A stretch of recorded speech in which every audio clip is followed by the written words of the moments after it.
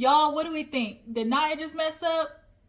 I just wanna be a good man to you, girl. That's all I want. What is up? Your girl G here. Welcome back. Thank you for tuning into my channel. We are talking about Ready to Love today. Now, I know this is my first review on Ready to Love. I'm really behind. I really wanted to review this season, but just a whole bunch of other stuff kept popping up. So I'm finally going to get into it this episode, but it was a good episode to pop in on because Nyya, girl, I think you really just messed up. I truthfully, honestly do. You guys tell me what you think. Did Nyya cut this off a little bit too short with KG or Kris? This episode, they had the friends come because we all know in relationships, like, you're eventually going to have to invite this person you're talking to meet your friends and family. So they brought him here basically for interrogation. So that's what happened this episode, and we're going to get into it, okay? So, Ready to Love, we opened up kind of like a little scene with Wynter and Edwin. They're playing cornhole, and they're really just vibing. Wynter, I really just get a good vibe from Wynter. She looks like she has a lot of fun. She looks, like she knows how to communicate, handle, her emotions well.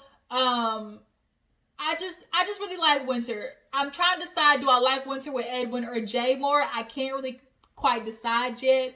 But watching Edwin and her vibe, was good. I really liked them together.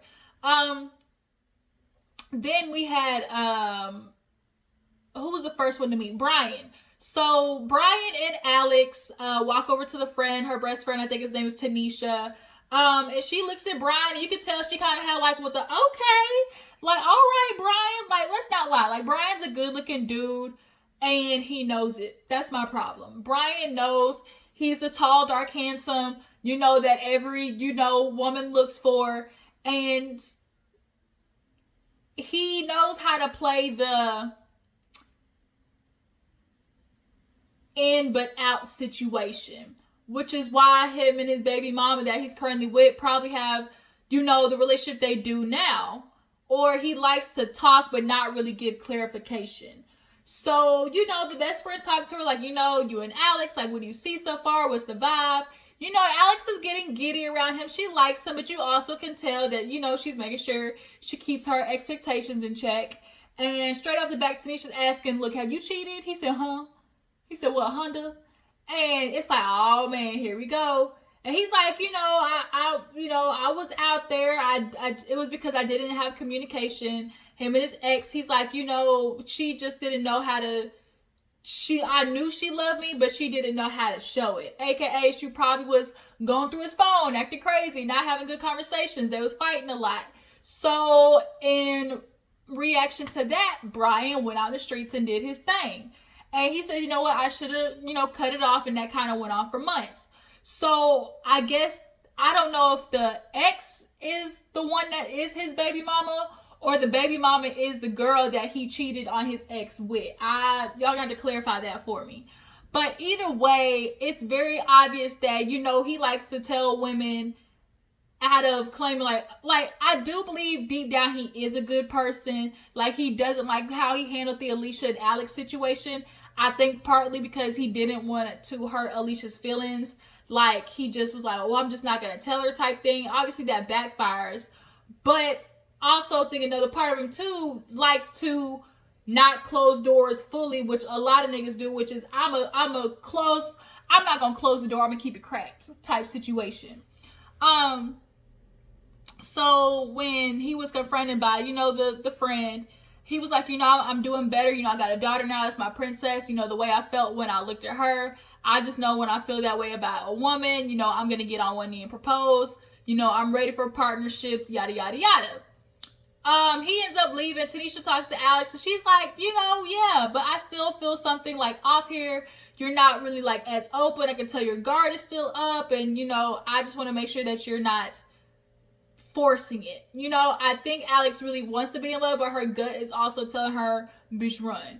Cause I'm sorry, you can't trust Brian. To me, I feel like you can't trust him. It's just something about him that is not coming off completely genuine. So next we have KG, Kris. I really like Kris. I really do. Nyya and her cousin, I think it was. And they're playing the chess game and stuff was going good at first. He goes to church. He's a deacon. Shoot, Nyya was like, well, damn, we could have got married on the first day. I already popped out some babies. And then it was like, skirt. Wait a minute. KG, I really do get what you were trying to say. So the friend asked about finances. We all know Nyya, she really super duper wants to have a baby. She's had 4 miscarriages. And when I think Kris was just nervous too, which is why he gave the answer. Like, you could tell he was just in and out of like trying to get across what he meant. And she's like, what do you feel about finances? He's like, there are a lot of strong women. Like, I can see, just splitting things 50-50, like the mortgage and, the trash and the car insurance. And Nyya immediately, when she heard that, boo-boo, I felt so bad for Kris. Because in my head, and how I was raised, definitely the man takes care of the bulk of the responsibility. He is going to cover the main big bills, aka mortgage, probably electricity, the water bill. But as a woman's contribution, and also as well of just, a woman who has money and wants to know that she's independent and, can still take care of things, a woman will, pick up the groceries, or she'll pay the electricity bill. Or if he wants to pay the mortgage and the water bill, she'll cover like the little trash bill. Like the big bills is what the provider is what is really supposed to, take over. But like the little bills and stuff like that, I feel like that's what you do in a partnership. Like, especially as a man, okay, I'm going to take the bulk of the lead, but you just fill in with taking, care of like the little bills, like the trash bill or like the little water bill, like things like that. That's kind of how I see, a man being a provider still. And if it's that's how like the agreement I would kind of have. But I feel like Nyya in her head is feeling like the man is supposed to take care of everything. And I don't know if that's fair to say a man is not a provider because he doesn't take care of 100% of the bills. And I think he was also just nervous, and also on top of trying to explain it the right way. I don't think he meant to say 50-50 on the mortgage. I think he just meant to say like, we'll figure out a way to split the bills down the middle. But all Nyya heard was, I'm still gonna have to take care of myself financially, and I can't do that because I want to have a baby. She's so focused on the idea, I want to have a baby, I need to make sure I can stay at home so I don't have another miscarriage, that she wasn't really hearing or ready to dissect what he, really meant. And when she was talking to the friend was like, no, like, slow down, Nyya, like, wait a minute, like, don't jump it. She's like, no, I see he's not gonna be able to financially do it. I can't do it. I can't try to, figure it all out by myself and try to have a baby at the same time. And I felt bad because the friend was like, Nyya, like, hold on, wait a minute, you jumping the gun here. And I feel like she did too. I feel like Nyya really screwed herself out of a genuine connection with KG. I really do. You guys tell me what you think. So next we have a scene with Jay, Wynter, Joy, and Edwin. Their friends come and they brought the house down because the first freaking question that the friend asked on Joy's side is, which one of these, what does Joy have that Wynter doesn't? And I really wish that she did not say that. I really wish she would have worded it differently, because now it's like, I need you to tell me what my friend, like, it almost like it was degrading in a way, and it just made it seem like the woman had to bring everything for these men, like make sure the woman is the total package for the man, and instead it should have been about, what can you bring to my friend? Like, I really wish she didn't do it that way, because now here it is, we done pinned Joy and Wynter against each other, and it shouldn't have been like that. I feel like, she should have asked, what are the differences between your relationship between you and Joy and you and Wynter? What are the differences? Because it is, and it's not, when you're dating multiple people, it's not necessarily about, well, he doesn't have this and this is what the other one does have and he don't have. It's not necessarily all like that. It's just kind of like, okay, we just have a different vibe. Like with one person, I might like the fact that we can have fun all the time, but then with another person, I like the fact that, okay, we can sit down, have deep conversations, and he's a cool person. You know, if I want to kick it in the house with, I know he can stay in the house with me. And Wynter, of course, was like, you know, I'm cool, but, you know, I'm secure in me, but it's still not nice to hear that, you know, I'm not a number one pick. But Edwin came there. He was like, look, I just really enjoy Wynter. You know, she brings a good energy. You know, I feel positive around here. Wynter really does. That's why Wynter and Joy do have a lot of attention from the men, because they just bring a light energy. Unlike one of these other ladies that I'm about to crack into, they just really kind of, they don't bring a dark shadow with them, you know? But I just wish the sister or cousin or whoever that was, I just really wish she did not answer the question or ask the question like that. Do y'all feel like she could have asked it a different way, like bringing it up between Wynter and Joy? Do you feel like Jay is a good match for Joy or Wynter? Who do y'all feel like he would be better suited for? So moving on, we have Denise, y'all. Denise has her friend who's like a sister to her, and she has Calfani and Jay come, or no, Calfani and Anthony, and the boys come, and you know, they're like, well, dang, it's the both of us. Anthony was like, well, you know, we kind of the same. We both chocolate built. I'm medium tall, and then we got tall. We got built, muscular, and tall. Like it's you know, it's a double scoop. So they're playing, and the friend is asking questions to Anthony, you know, about has he cheated. I need women to stop asking this goddamn question, have you cheated? The answer's already yes. Yes, yes, yes. A man does not get to be 40 years old and has not cheated. That's something that comes with learning life. Like, they're gonna have to learn, you know, okay, I fucked up, but I want this girl though. Like, that's how you get wiser with age, knowing that I shouldn't have went out there and did that. Instead of cheating on her, I should have came home and communicated about how I was feeling. It's a learning experience. And because I don't necessarily believe that once a cheater, always a cheater. It depends on the circumstance and the person. There are some people, aka the Martell Holtz of the world, where it's like once a cheater, always a cheater. He's one of those dudes that, you know, he cheated, he's gonna stay cheating. He can't keep his dick in his pants. Chico! Shh. Thank you. Like I said, Martell's one of those. But there are other people where it's like, dang, like I had a lapse in judgment and I need to use that to do better. So Anthony's like, look, I played football and, you know, I had my fun, but now I'm ready because now my football career is over and I just want to make sure I have somebody to come home to and build this thing with. Calfani said a great thing, which is what the friend picked up on, which is breaking that generational curse. He came out the mud, you know, he built up this empire. He's, you know, a trainer. And it's not just about breaking the generational curse of being, you know, not financially stable, but there's also this generational curse, especially in the Black community, of just passing on the survivorship mentality, you know, just having to make it in the world, that we forget being emotional and there for our kids and not being mentally and emotionally abusive towards family members because we're dealing with the stresses of paying bills and dealing with the outside world and stresses of work. Chico!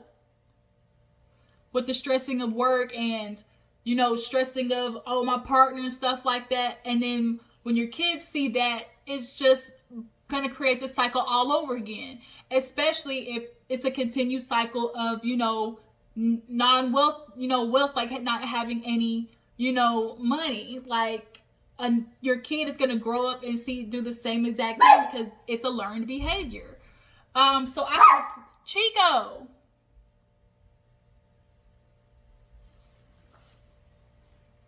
Hush. Goodness. Yeah, it's a learned behavior. So it's a conscious thing to have to break a generational curse. But the friend's like, she could tell Denise is really into Calfani. You could tell, like, Calfani is her dude. But I think she gonna scare that nigga away. Away. She gonna scare him away. Let me tell you. Denise, I need you to just bring it down. couple of notches, because you like Calfani, but I feel like your energy is gonna be a little bit too strong for him. Yeah, I don't know how that's gonna go with him. So, what's her name? Adrian? Is it Adriana? I think it's just Adrian. So Adrian sits down with her friend. She's like, oh, this is dude Rashid, you know, he's bald, you know, tall, and you know, when she talks about Rashid, you can tell like she's into him. This freaking dot on my shirt. I had freaking brunch and I've spilled syrup on my top, so it's bothering me watching this little dot in the middle. Y'all ignore that. So the friend's super excited to meet him. Rashid comes over. The more I see Rashid, I really didn't think he was attractive in the beginning. Chico. Hush. Goodness. I really didn't think he was attractive in the beginning. But the more I look at him, the more I get a vibe of his personality. Like, he's growing on me a little bit. He's one of those people that's a grower, not a shower. He's a grower, not a shower. But they sit beside each other, and he was ready for the questions. I feel like he's at that age, 42, where it's you done it all, seen it all type situation, and you are comfortable, ready. He has a son, 7 years old. You know, Adrian, she wants 3 boys. So, you know, they're laughing about having kids and stuff. But you can tell Adrian and Rashid, like, they're a good match. And the friend can see it. So Rashid gets up, he leaves. And she's like, I can tell you really like him. And she's like, well, he's the dude that I usually go for.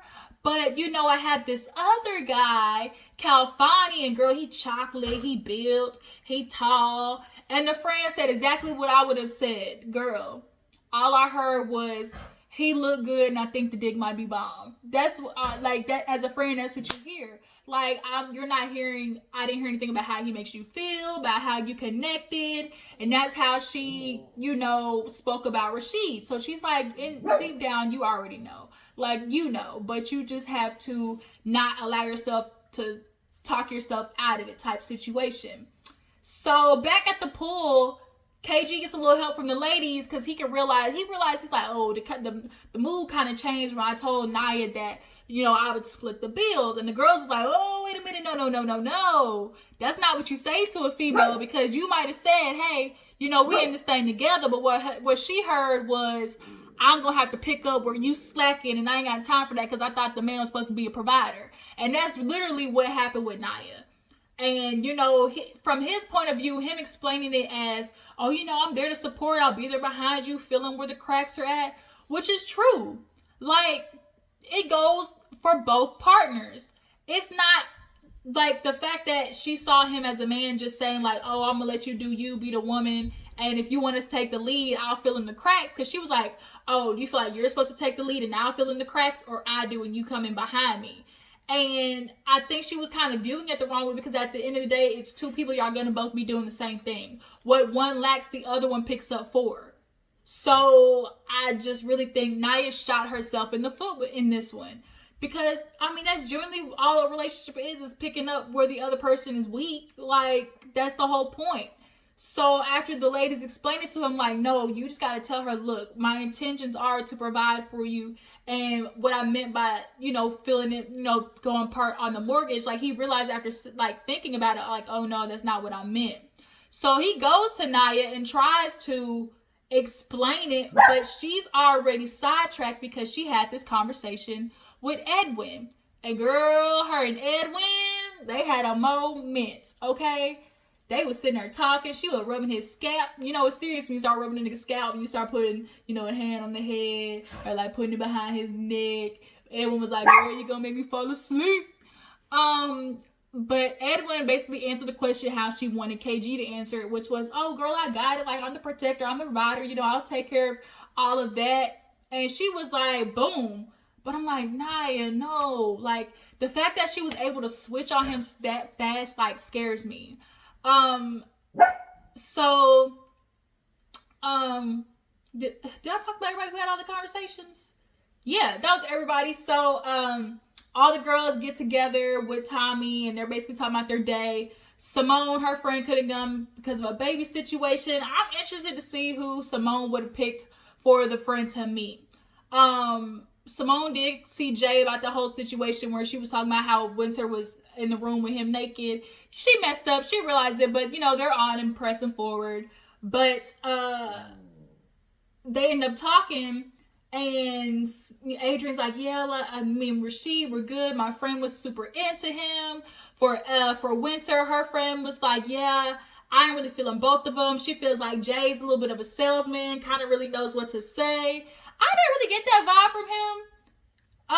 Like a salesman pitch thing, but I guess. And then with Edwin, I think, was it Edwin? She's like, she didn't necessarily know if they would like necessarily mesh. But on the other hand, I think Joy would be better suited with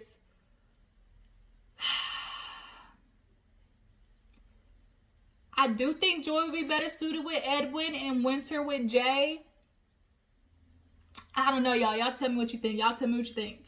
So we get to Nyya, and he's like, hey, what's up with Kris? Y'all really had a thing. She's like, we ain't had nothing. I was like, well, damn, bitch. Like, wait a minute. You was just fawning over this man.